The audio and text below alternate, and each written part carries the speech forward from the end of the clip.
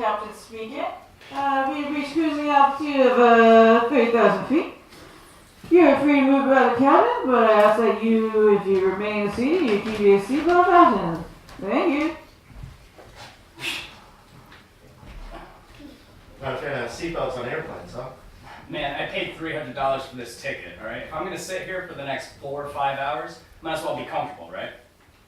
Yeah. You know, it actually does kind of cut my thighs a little bit. Screw it.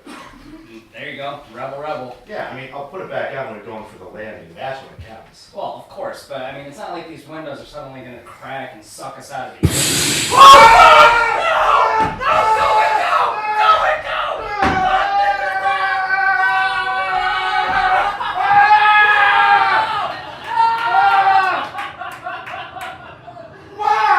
Why would you do that? Oh, you cannot blame me for this! I barely touched that window! You slapped the window! Oh, I did! I knocked on it! That was more than enough! Oh, dude, we're falling to our deaths! Do you want to spend the last few seconds of life arguing semantics? Oh, we got more than a few seconds. I bet we have like 5 minutes before we hit the ground. Really? Yeah! You see, an object falling in Earth's gravity accelerates at a rate of 9.8 meters per second. But because of the effects of friction from Earth's atmosphere, you can never accelerate up to a speed faster than 53 meters per second. That's called terminal velocity. Terminal velocity. Good movie. I didn't see it. Anyway, the captain said we were at 30,000 feet when you killed us. So let's see, 30,000 feet. That's 9,144 meters. 9,144 meters divided by 53 is 178 seconds. So almost 3 minutes, minus the time you and I have been talking. Oh, wow. So you're like a science teacher or an engineer or something? Oh no, my kid's learning about this in school right now. I was helping her with her homework last night. Oh, shit, you have a kid? She's gonna be real beat up when she finds out you got sucked out of an airplane. Oh man, why would you even say that? I'm sorry. I better text her. I'd rather she hear about it from me, you know? Hey, good thinking. You two sound close. Yeah. You know, I should probably text her mom too. That way she'll know we'll be able to pick her up when I have her this weekend. Split custody? Yeah. The divorce was hard on Cassie at first. That's my daughter, Cassie. But, you know, it worked out. My ex and I, we didn't fight each other in court, and, you know, I'm gonna be honest, her new boyfriend actually is a pretty okay dude. Hey, that's great. It is. Ah, shit, my phone won't come out of airplane mode. Use mine. Sucked out an airplane. See Black Panther without me. Sent. Yeah, thank you. Keep it. All right. Oh, I'm Fred, by the way. Andy, nice to meet you.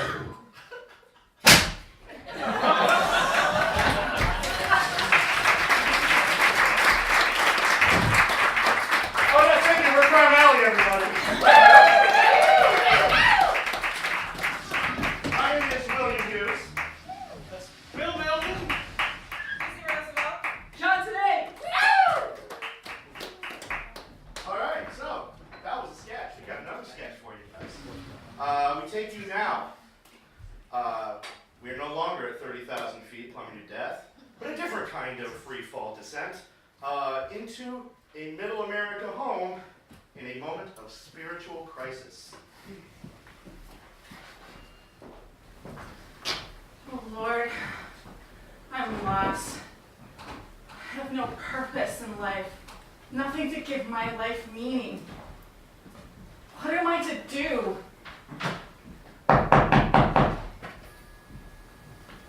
Wow, that worked already.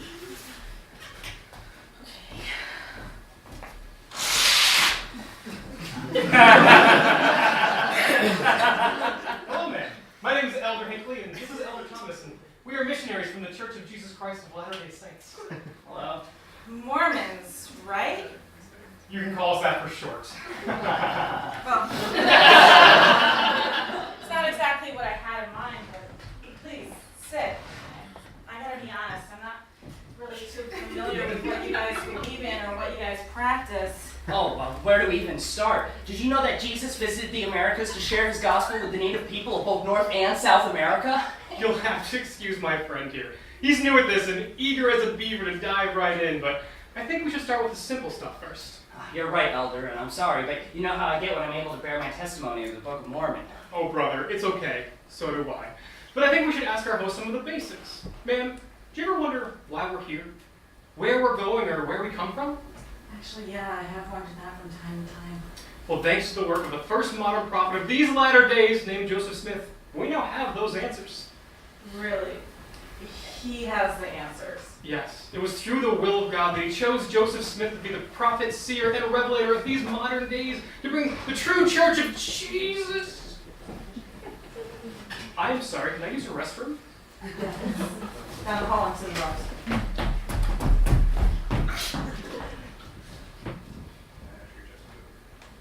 Save me.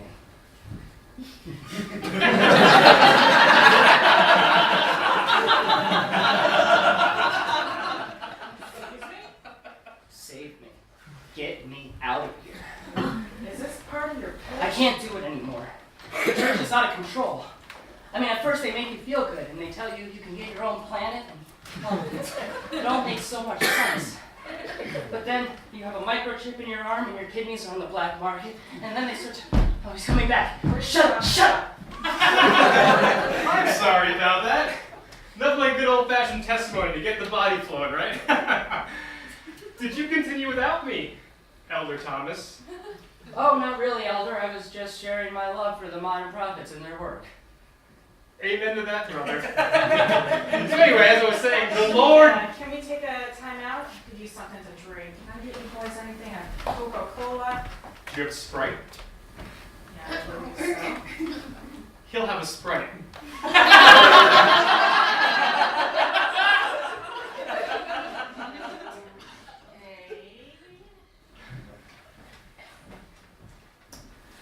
What the fetch are you doing? Are you flipping this up for us? She's acting all weird all of a sudden. I swear to Heavenly Father, if you blew this interview all the way to 8 double hockey sticks, I'm gonna take this Book of Mormon and shove it so far up your behind you're gonna flip and wish you'd never fetched with me, dang it! You understand? I didn't say anything. Swear to Heavenly Father! I didn't say anything. Oh wow, that smells good, whatever you have. What is that? Oh, it's just a little coffee, I think. Devil's hot drink, Elder! Jesus Christ! Praise be to him. It's first and good. So where were we? Okay, I'm feeling incredibly uncomfortable right now, and I want you boys to leave. Is this because of something he did? Did he say something while I was gone? Elder, I think maybe we should probably just leave. I think you should apologize to Heavenly Father, me, and this lady who's apparently cool with going to hell. I'm sorry for my companion and his temper. He can be a little hard to handle sometimes. Settle behind! Oh, God! Ah! The devil's hot drink! Well, we don't have much time. We need to get out of here. What do you mean? No, and no time to explain. Just run. Elder Thomas, you have committed blasphemy, a crime against God and his church.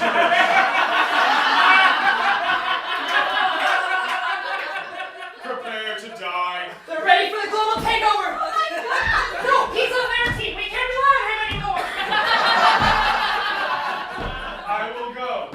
I will do the things the Lord commands. I will.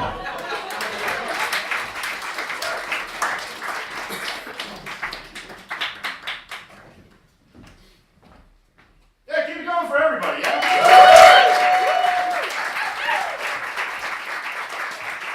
So, you guys want to help me with the stuff? So, Yes.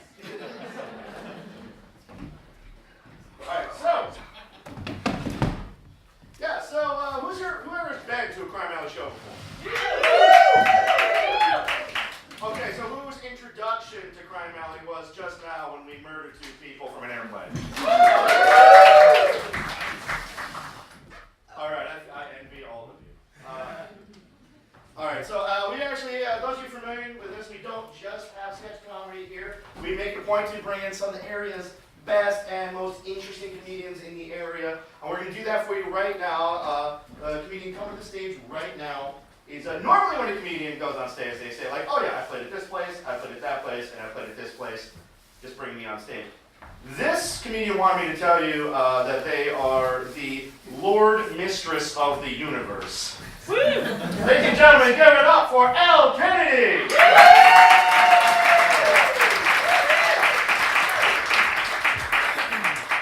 MopCo, what's going on? Does this work? Is this on? Can you guys hear me okay? Am I coming in alright? Hey, how's it going? Thanks for coming out. And despite the weather at her tricks, it is very warming to see all these people here for sketch comedy. Give yourselves a round of applause, please. Alright, no, don't milk it. You know, take it easy. So, I've written a number of notes on my hand here because I am human. But I have this feeling that this is like in this room of people, there's like the kind of person who wouldn't miss sketch comedy for the world, you know? Like, it can be blizzarding outside, and it's my night, once a year. Oh, I only see sketch comedy once a year. There's plenty of it around. You should go check it out. It's awesome. So, I think we should do like a quick little meet and greet here with some of these fantastic sketch-loving people here. What was your name, sir? Justin. Justin. Yeah. Nice to meet you. Going back to me now. Hey. I'm Elle. I'm 22 years old. I live alone, and my grip on reality is tenuous at best. So, take for example, the other day I was screaming along in my spaceship in outer space, flying past this nebula, and then I remembered that I don't like space, and I want to start this joke a different way, and that's too open-ended. So I got out of bed.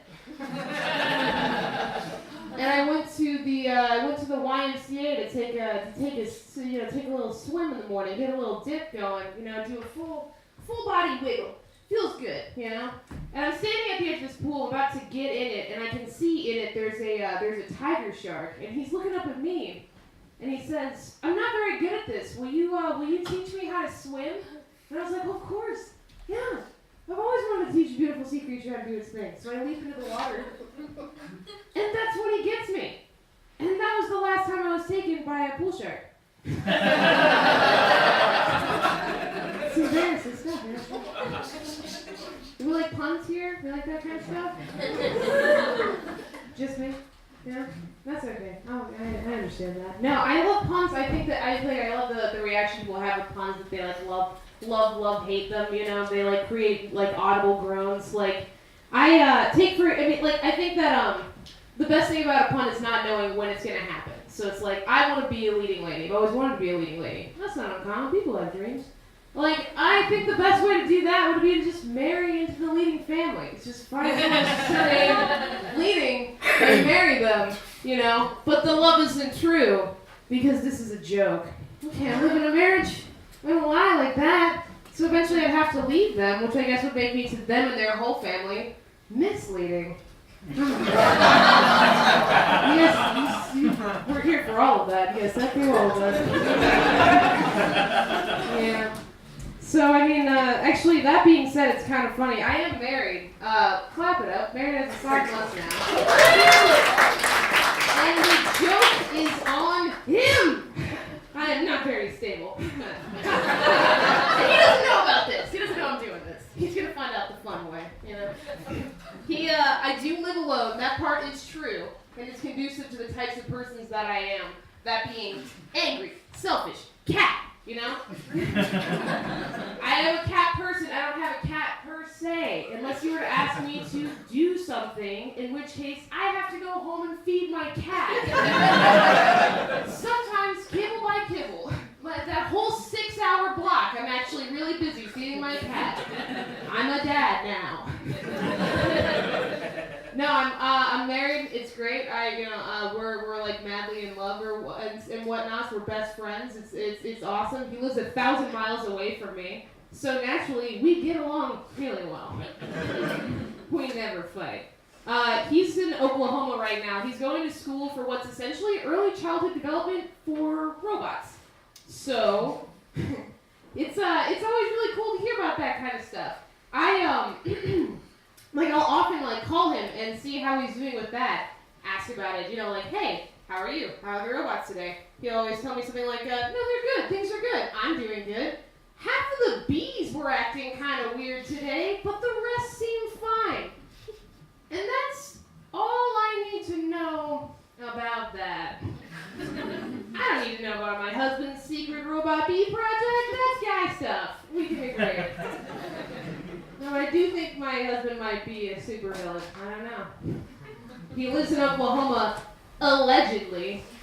He could be calling in from a fortress of terror anywhere, but Oklahoma is a good place for a fortress of terror, I think, for a number of reasons. Number one, probably the most important reason right now, they're literally talking about, I wish this was a joke, they are trying to legalize certain types of rape. What? You can go ahead and jot that down as evil. That's not good. Number 2, tornadoes are there all the time. And I know that, natural disasters happen everywhere, but tornadoes specifically, they're just like, they're like, if a tsunami was an army, a tornado would be like an assassin. Because they can come for just you. As if Mother Nature has like a personal vendetta against what you're doing. Which makes sense that there'd be so many tornadoes in Oklahoma, because rapists should be torn apart.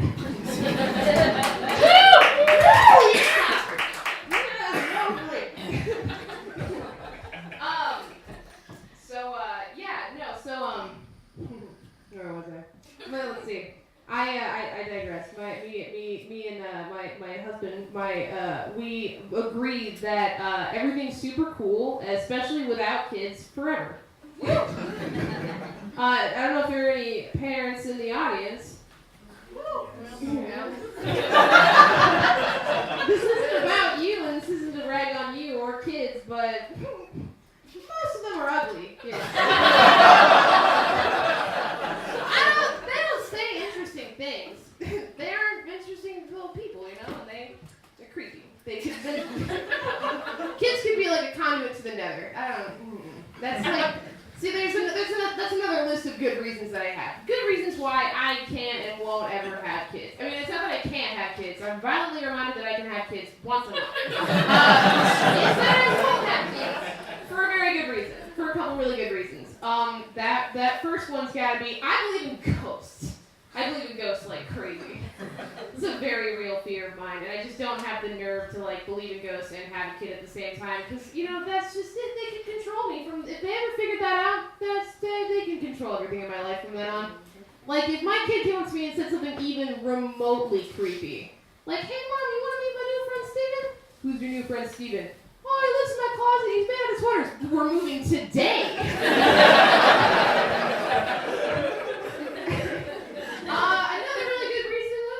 Around the bush, I'm not really a mom type character. I'm more of closer to a sexually ambiguous hobbit type character. Yeah, it looks like I'm here to kickflip into your bed and steal your Lucky Charms. Like that. Not a mom type. Well, I'd say formally, definitely. All right, taking it back a notch. Possibly. Maybe best reason would be that I am not a good person. I used to think I was going to be a good person, but then I turned 12.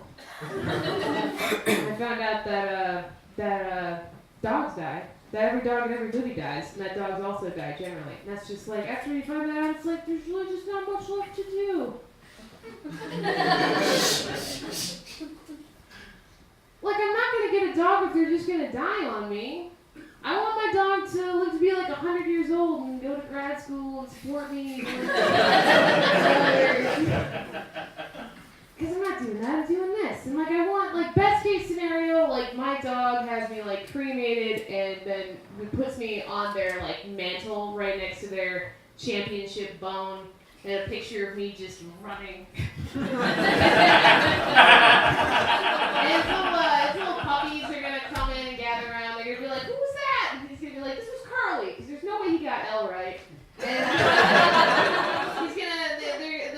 they're going to be like, "Who's Carly?" He's like, "This is my best friend. We ate everything together." They live a long and happy life. And the puppy with one blue eye and one brown eye is going to look up and be like, "How did they die?" Because she's the inquisitive one. who will go on to write about me after she's the first dog to perform open heart surgery. Here's someone squeal over here. Gotcha. This is the me and you show now. And then they'll ask, how did she die? And then my dog will like look deeply into the fire. Robot AIDS. It's the future. Robots are coming. We know that now. And then my dog's spouse will come in and she'll be like, you can't teach the puppies about robot AIDS now. It's too soon. And then he said, God damn it, Barbara, it's never too soon to teach the puppies about the dangers of unprotected sex. And then he'll look back into the fire just as upset and be like, who was a good boy, girl? You were.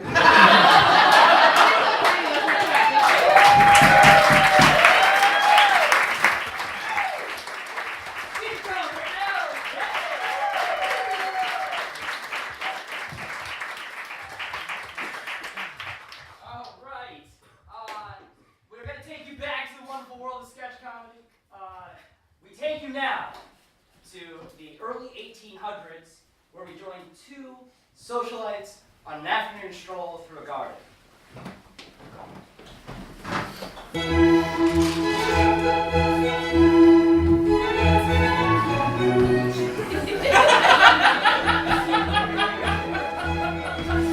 Cuthbert, what a lovely day for an afternoon constitution. Indeed, Hortense. It is a happiness to perambulate with such esteemed company. And dare I say that all of nature's supposed perfection is a basilisk when compared to your visage. Oh, Cuthbert, you flatterer. You shower my countenance with adulations of such bounty, I fear you bought stock of them at cheap, so cheap fell bizarre. It would do you well to savor my proclamations of your handsome allure, good Hortense. They will come with less frequency when I'm off to the war. Speak not of the war. The war is a thief to women. It snatches our sons and sweethearts as a changeling steals a sleeping babe. Oh, good Hortense, be not dismayed. Take as a feather in your goodly cap that I cannot be dragged from your propinquity, but for the contest of nations. Naught else could do it. When you leave, sir, you bring my mirth with you. Oh, well, we shall have to build you some rations of mirth, then. Let us bottle up your happiness as a whaler might ambergris, that we may revisit those stores as we endure the long times of absence. What is your design, sweet Cuthbert? Are we to lay foundation for a monument of happy memories, one we may each visit lonely nights to come? Good Hortense, if it be your desire that I do you your pleasure as you do me mine. No, I am too bold. Speak your mind, all your heart.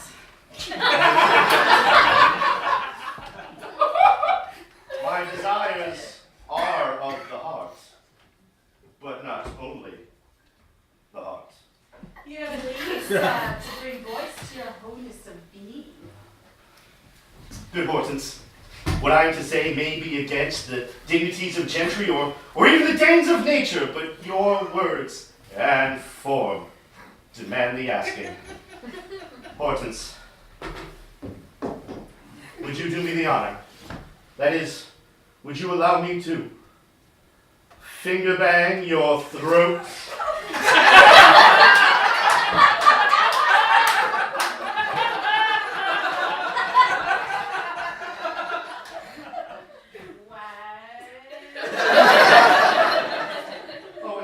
Am I too bold? No, Cuthbert, this proposition vexes me. The finger banging I understand, but why my throat? The heart is an enigma in its design. Speak plainly, Cuthbert. For where do you wish to finger bang my throat? To what end? How is this pleasurable to anyone involved? Methinks it might be hot.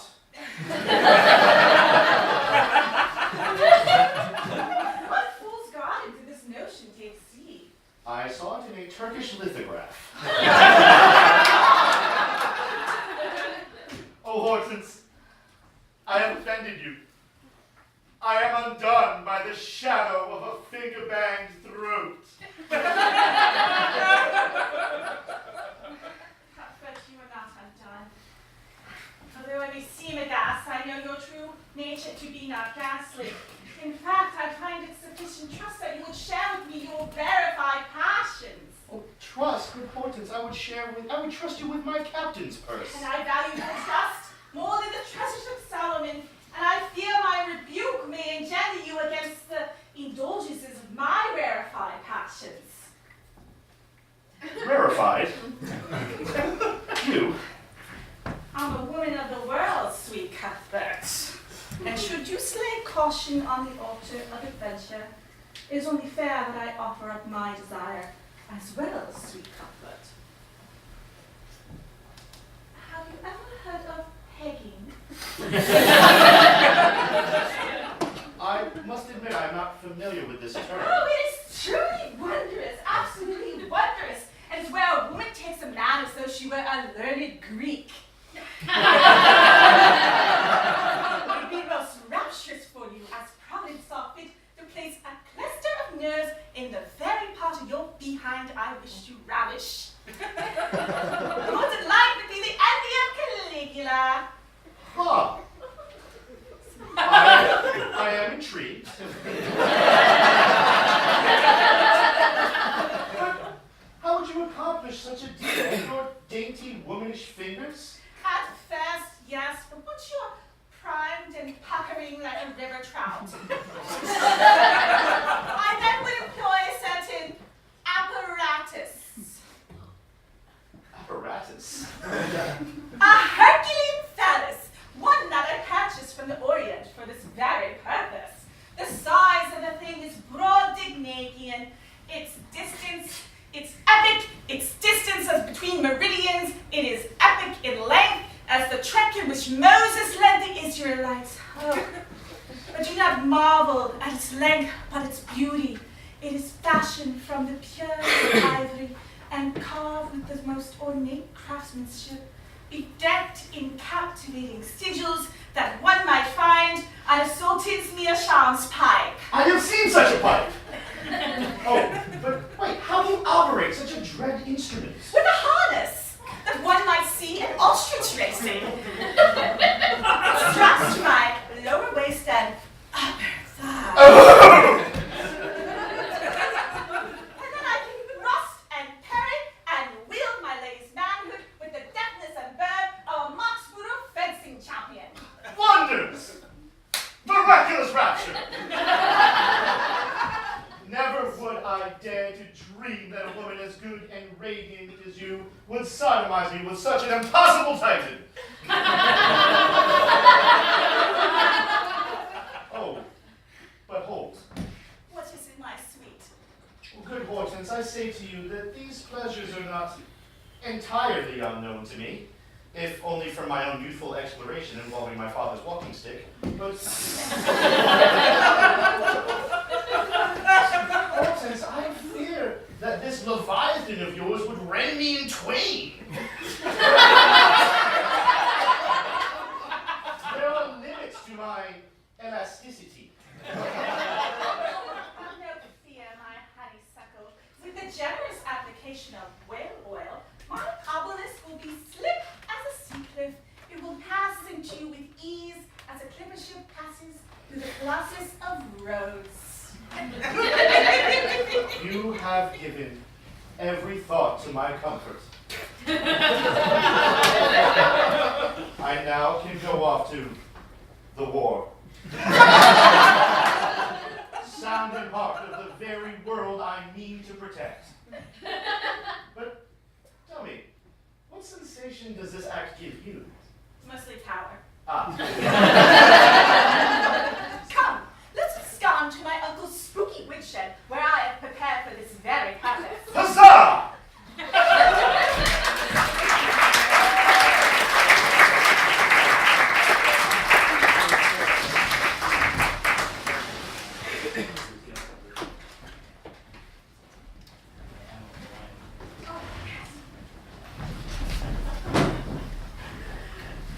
Oh, hello.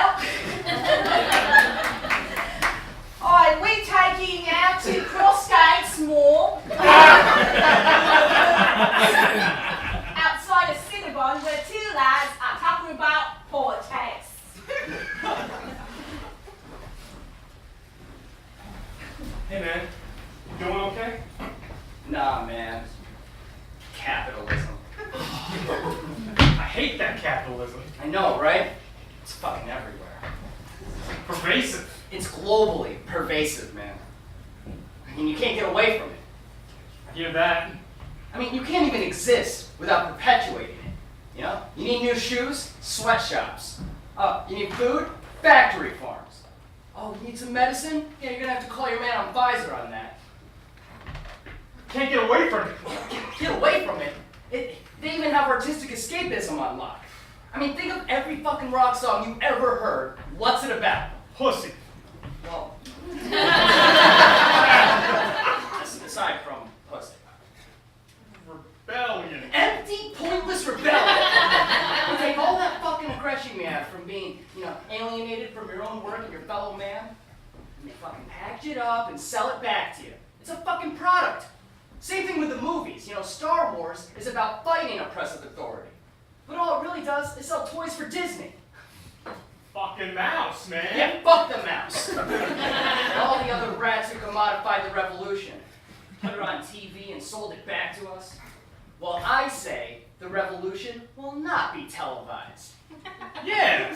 Because the world belongs to the people. Yeah. And only when the people unite and rise up in force, smashing the state and burning the whole system to the ground. Oh, holy fuck, what are you doing, dude? Put it down, put it away, put it away. Are we done? No, put it away, Jesus Christ. Yeah, well, put it out. Me, I thought we were going.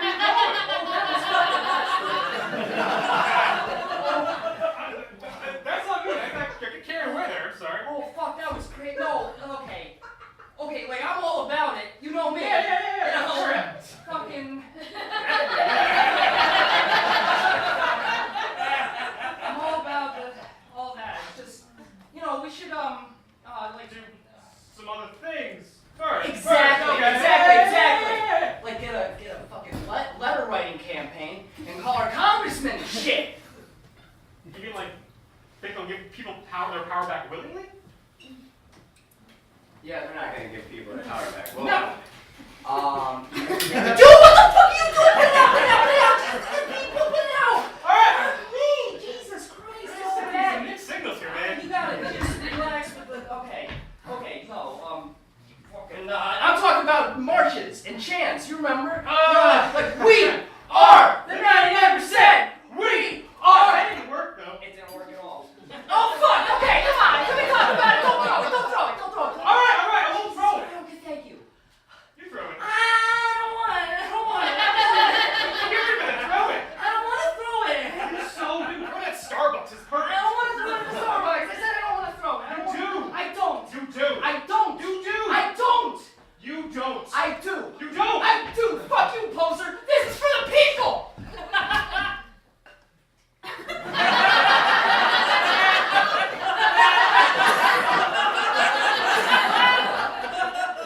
Now, you boys wouldn't be trying to seize the means of production, would you? No, officer, it's Irishman. No, you didn't just throw this to jumpstart the inevitable revolt of the proletariat against the bourgeoisie, eh? You don't think you got the laws of history under lock and key? You weren't trying to ace in the dialectic at all, were you? Carl threw it. I don't care who threw it. I care about practical change through established institutions. We didn't mean it. Well, of course you didn't mean it. That's the problem with you pseudo-revolutionaries. Focus on tangible change, boys. And leave this mindless hooliganism to those white nationalist class traitors. Those fucking fascists. Fucking fascist is right, boy. Now you two go home and get some hot soup in you. Yes.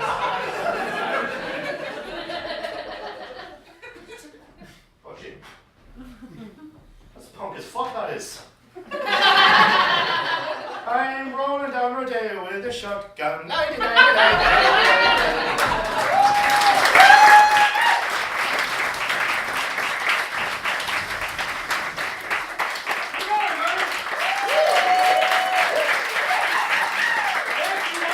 coming out tonight. You guys enjoy yourself so far?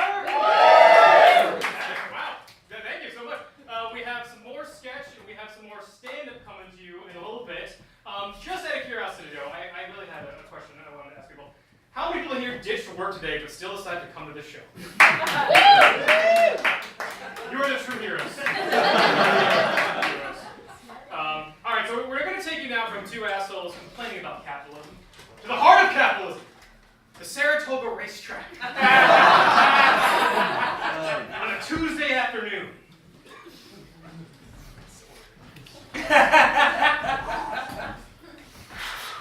Come on, Daddy's baby shoes. 12 to 1. 12 to 1. Got a good feeling about Daddy's baby shoes. Come on, Daddy's baby shoes. Daddy's baby shoes. Come on, Daddy's baby shoes. Daddy's baby shoes. Come on, Daddy's baby shoes. Posting for the fourth race. Posting for the fourth race. Daddy's baby shoes. Daddy's baby shoes. In gate 1, we have 5-cent deposits. In gate 2, questionable business practices. Gate 3, malignant rumor. Gate 4, her feminine knuckles. Gate 5, Daddy's baby shoes. Daddy's baby shoes. Daddy's baby shoes. Gate 6, Horsey McHorseface. Gate 7, mistakes not made. Gate 8, I won this horse from Billy Drusilla in a battle of wits. Gate 9, good man in a fight. And rounding out the field in gate 10 is Dennis. The fourth race will begin in 2 minutes. 2 minutes. Please. Daddy's baby shoes. Daddy's baby shoes. Daddy's baby shoes. Daddy's baby shoes. Daddy's baby shoes. Daddy's baby shoes. Daddy's baby shoes. I mean, hello. Oh, hey, honey. Hey, what's up? No, I am at work. Yeah, of course I'm at work. Why would a gainfully employed man who has a job be at the racetrack in the middle of a weekday? Carol saw me.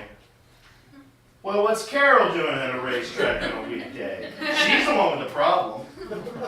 Oh yeah, think about it, honey. Like, here I am at work at this job I totally still have. We're gonna support you because I love you so much. And there's Carol just walking around the racetrack, drunk, probably. Oh yeah, definitely. Honey, it's Carol. Have you seen her Facebook? Sober people do not post that many Bible quotes. The fourth race will begin in 1 minute. 1 minute. Huh? Oh no, that was Phil at work. He wanted to know if I wanted to order out for lunch. I probably won't though because how fiscally responsible I am. Okay, I gotta go now. Back to this job that I have. Love you. Bye.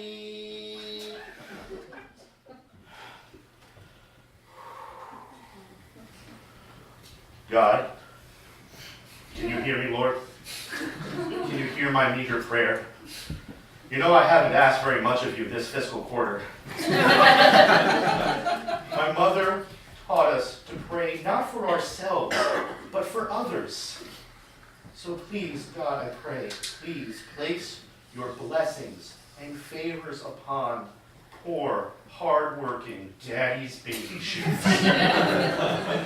Daddy's baby shoes is a noble beast without sin.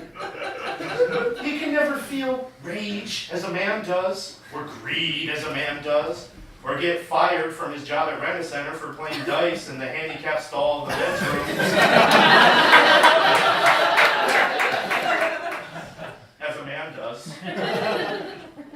He is known for his gentleness and care. I believe in Daddy's baby shoes.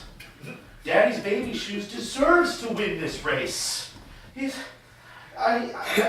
without any flaw whatsoever. He had a hard upbringing, or at least that's what it says in Hamstring's breeding form. Please, God, let us see that today of days, that all things are beautiful in your eye. Let us see. Let us watch you place your favors and grace and mercy and glory on Daddy's baby shoes.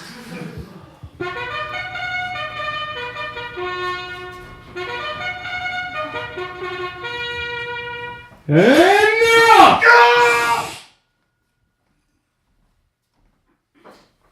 Hello. Dispatch? Yeah, main office. Boss, listen. I got a hot lead on some salvation, but we gotta act fast. What? No. Hi, Jesus. How's it going, buddy? Yeah. Listen. Did you put your dad on the phone?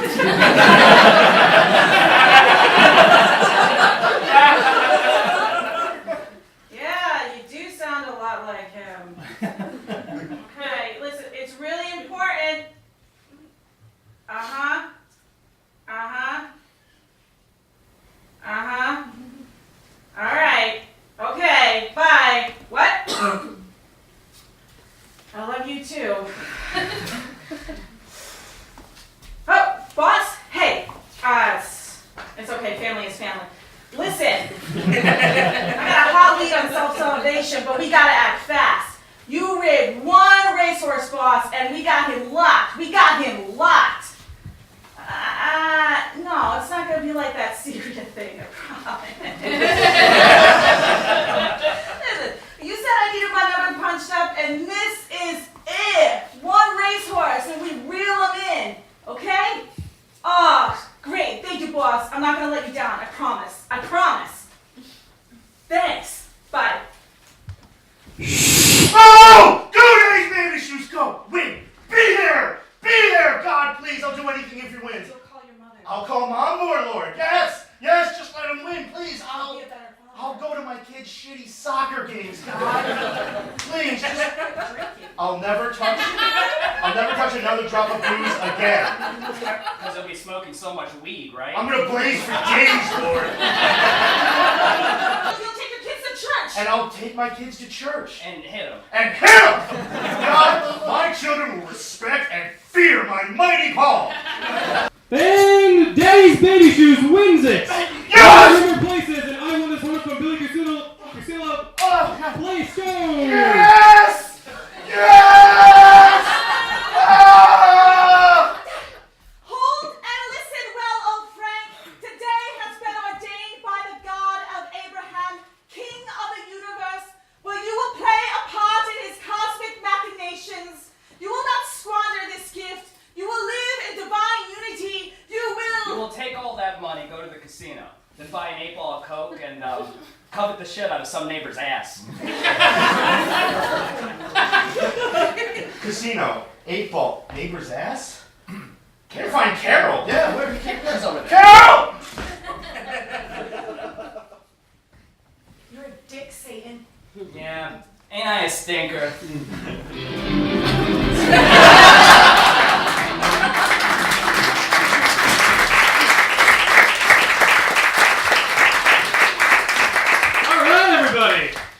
How's everyone doing now? We're coming to our next stand-up of the night. You may have seen his face out on the wall, actually. He is one of the members of the Mop and Bucket Theater Troupe. You may have also seen him do stand-up at Proctor's as well as the Madison Theater in Albany. Please give it up for a very talented guy, Sam Gorenstein.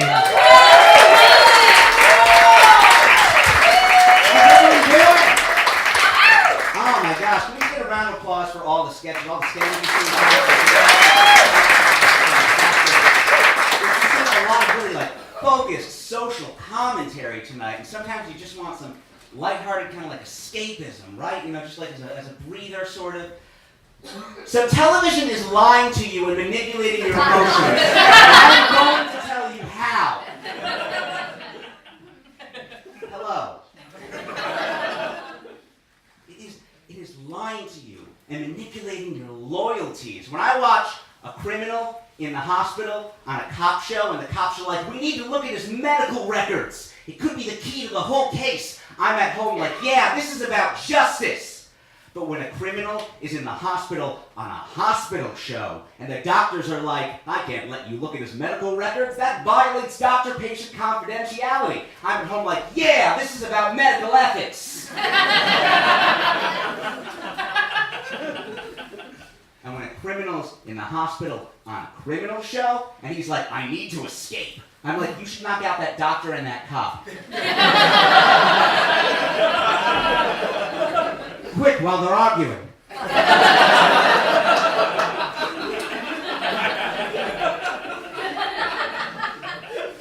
Television is manipulating our emotions and loyalty. I can't watch game shows anymore. I cannot watch, because the introduction segment where we got to meet the contestants, that used to be this fun, lighthearted thing well, my name is Salvador, I live in Iowa, and a fun thing about me is I make my own pasta. Right? But now it's a deep dive into a family's most personal struggles, right? My name is Salvador.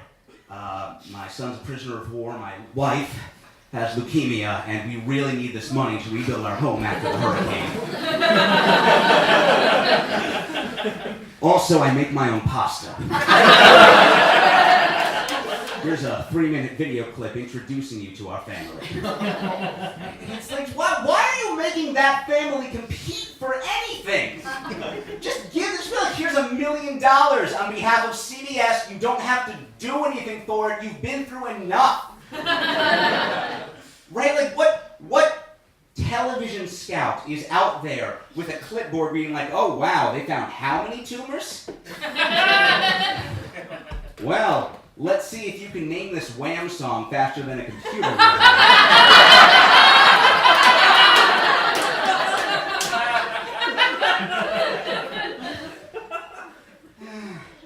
You know, there used to be a show. Richard Simmons used to have a show called, it was Dreammaker. It was the late 90s, and you know what he did? He just gave things to people. That was the entire show. He just gave stuff away, like Oprah with the cars, but he didn't do any, he didn't like have people on for a book club, right? The whole show was just giving things away to people.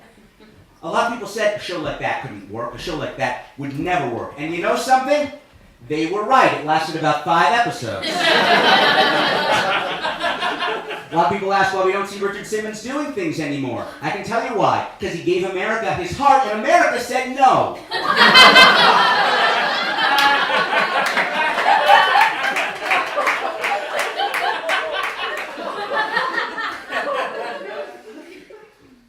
I do like bedtime stories. I like narratives that impart lessons to kids. You know, like Tortoise and the Hare, slow and steady, win the race. Ant and the Grasshopper, work hard now, it'll pay off later. The Lorax, if you chop down enough trees, you get to meet Danny DeVito. Important lesson. Some lessons don't make a lot of sense. Some morals that pop up a lot in stories, I don't really understand why that's the lesson of this. Like, be careful what you wish for is one I've made. That one shows up in so many stories, and another way of saying that is how dare you want things, you selfish fool. Right? Like you could have like the magical cartoon characters say something like, don't forget to recycle, kids, or be good to your friends. And instead, you're sending the message of, don't dream too big, kids, okay? Just don't, because the world will hurt you. It is cold.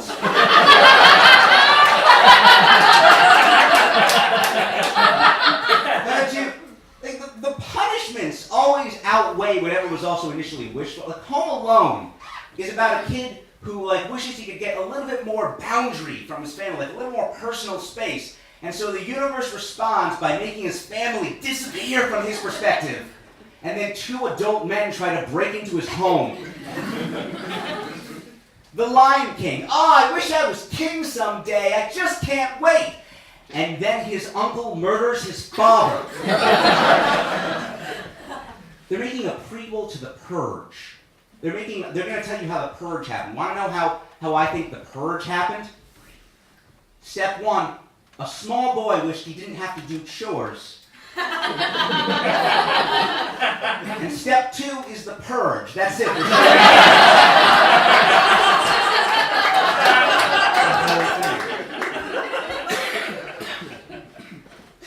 Are just flat out lies. Some moral lessons are just flat out lies. I'm a planeteer, you can be one too.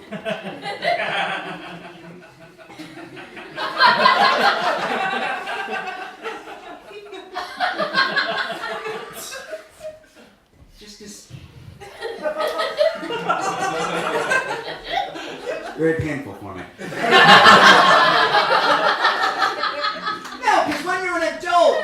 That means oh yeah, we can all work together and save the environment. But when you're a kid, that is not how you interpret that statement. Right? It's like, the guy who picks up an empty can of Mr. Pibb at the park and throws it in the recycle bin is not on the same team as the person who has a magic ring that can literally control the earth.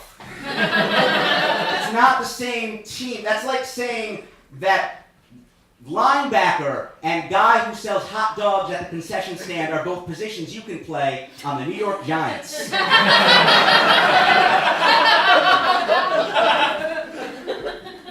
Not accurate.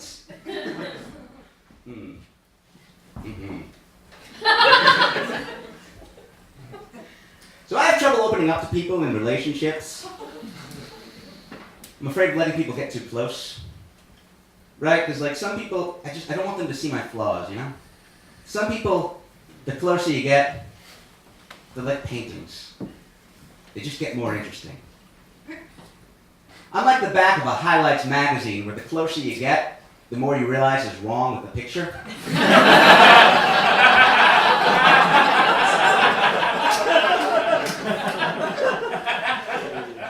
We can't be together because 1, you have trust issues, and 2, that's not a lifeguard in that beach chair, that's a penguin.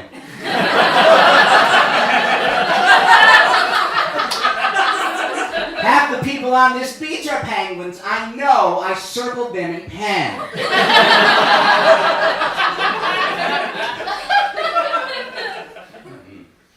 It's very easy to make me doubt myself. It really is. I was in a men's warehouse recently, and all the people there were taller and more attractive than me. And at first I thought, well, yeah, I mean, it's a clothing store. They specifically hire people that are, like, attractive to make the clothes look better and all that. But then I went next door to Bed Bath & Beyond, and all the people there were taller and more attractive than me. And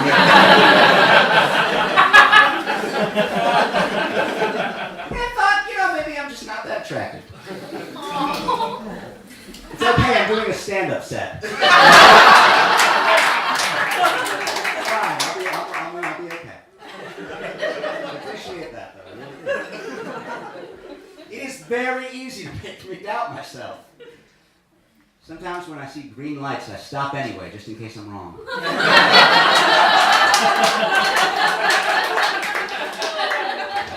Very easy to make me doubt myself. When I play 3-card Monty, they don't even shuffle the cards. They just say I lost, and I say, okay. Very easy. I could not play with crayons as a child. I could not play with crayons as a child. The reason? The art they put on the back of the crayon boxes was so much better than anything I could do when I was that young. Right? If I can't be as good as Sally age 8, what's the point? She's the Salvador Dali of seafoam green. All right. Speaking of stand-up sets, I'm just going to ask it. How much time do I have? You are at 9 minutes 50 seconds. Oh my goodness, that's amazing. Cool. Good. Awesome. I'm going to use the remainder of my time tonight in defense of people who get up to explore noises in horror movies. Yeah,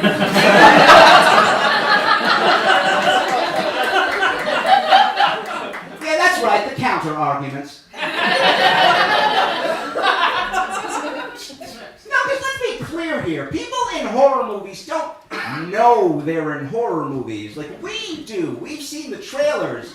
But, like, from their perspective, they could just as easily be in some kind of fantasy action-adventure movie. The setups to the two are exactly the same, in a way. Stay with me on this. Okay, when you're watching, and you know you're watching a horror movie, and someone's exploring a noise, and they see a mysterious glow coming from the basement. What's the thing, they're about to go in there, what's the thing we all say at home? We say? No!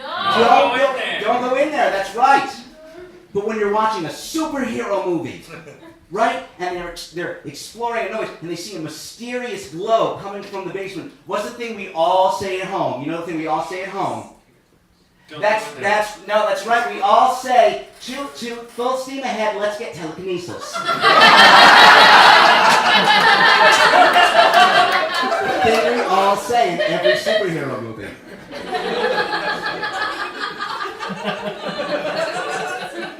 I am fully willing to concede that I may end up encountering some kind of interdimensional hell beast made completely of teeth. But I just as well may end up discovering some kind of magical sidekick type character that teaches me the true meaning of friendship and grants wishes. It's a 50-50 shot and I'm up for a gamble. And maybe the man outside my house with a ski mask wants to kill me. Or maybe he's from a magical ski kingdom in need and I am their chosen one.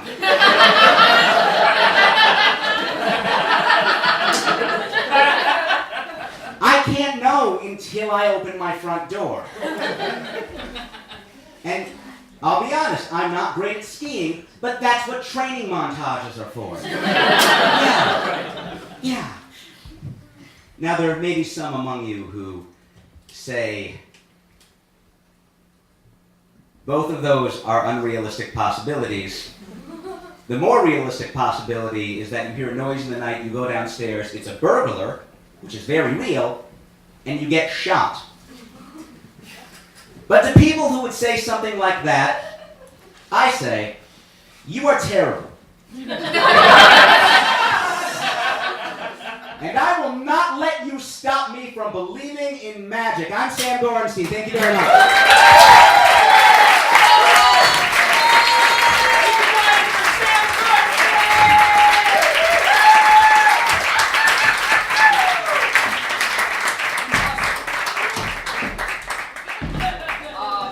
Thanks again for coming out. One quick round of applause for the MopCo team.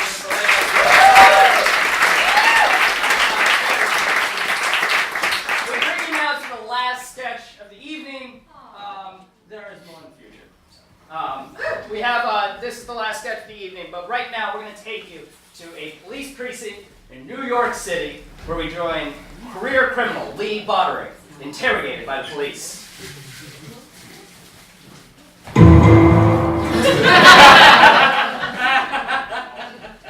Lee Botterick. Got quite the rap sheet on you. Mostly petty ass shit, but it looks like you graduated the big leagues. Nobody calls me Lee. Oh, that's right. Says you go by Elbow on the street here. What's the matter, Botterick? The name your mama give you not good enough for you? Suck eggs, pig. I want a lawyer. Oh, you'll get a lawyer. Of course. Once lawyers get involved, everything gets a lot more serious. Gotta do everything by the book like, you know? With the evidence we got on you, Elbow, the book says you're fucked. What are you saying?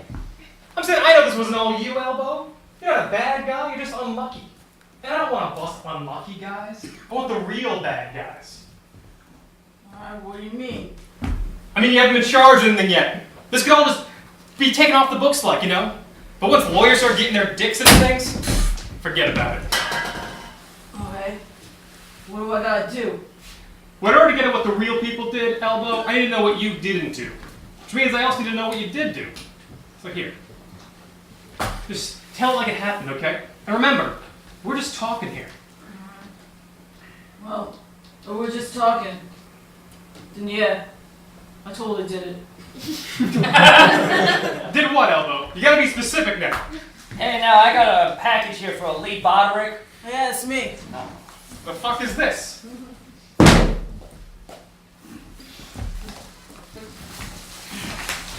The fuck is this?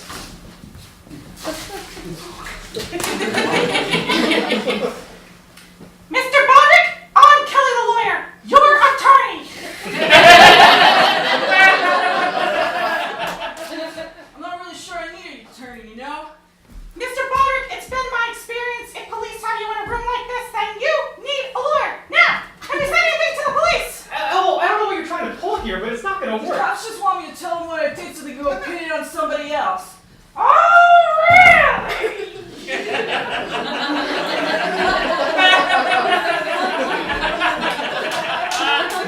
Elbow, I'm trying to work with you, okay? If you want this to go your way... Detective York, is it? My client will not be answering any more of your questions without my counsel.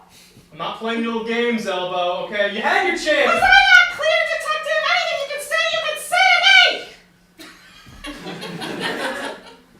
Well, your client said he did it. You said we were just talking. Mr. Botterick, please, not one word. And you, detective, you know you can't solicit a confession from a client who has yet to be Mirandized. I'm certain he was. Oh, you are certain? Well, why don't you go confirm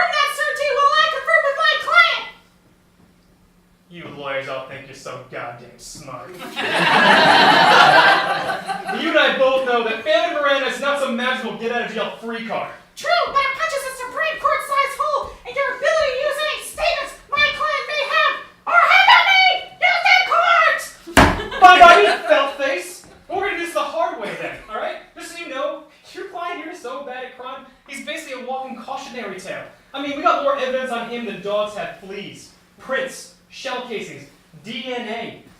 By the time Elbow here gets out of prison and this goes to trial, we're gonna have fucking flying cars. Oh, Elbow! I'm not going to prison! It wasn't my fault! The fuck you doing, Elbow? Mr. Bodwick, please! We can fix this, but you're not helping yourself! Shut up! You!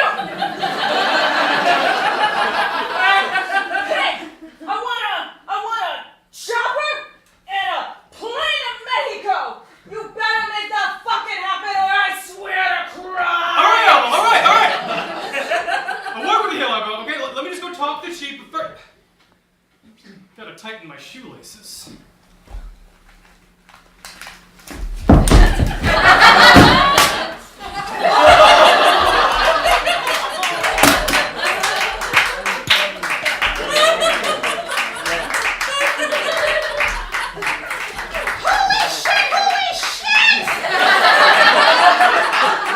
You okay? Yeah, I'm okay. Is he? Dead? Yes. Oh my god. Better him than you, counselor.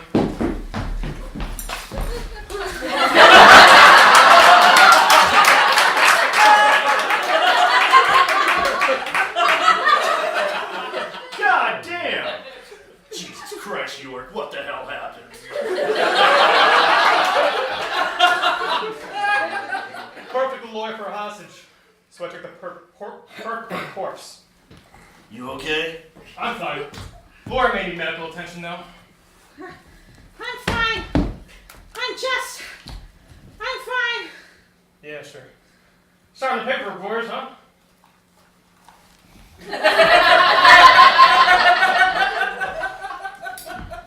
Hell of a day, huh, counselor?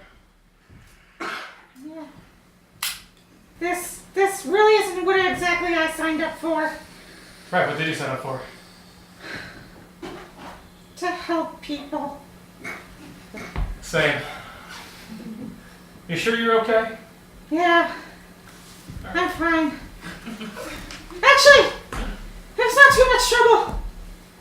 I could really use a ride. Sure. We're on the same team, right? We're in this together.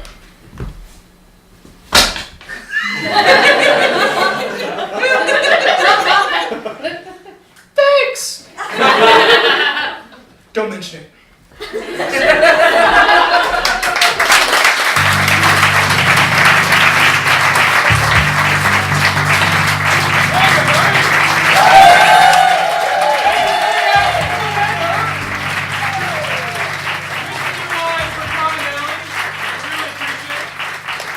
One more time for Kennedy, Sam Gorenstein.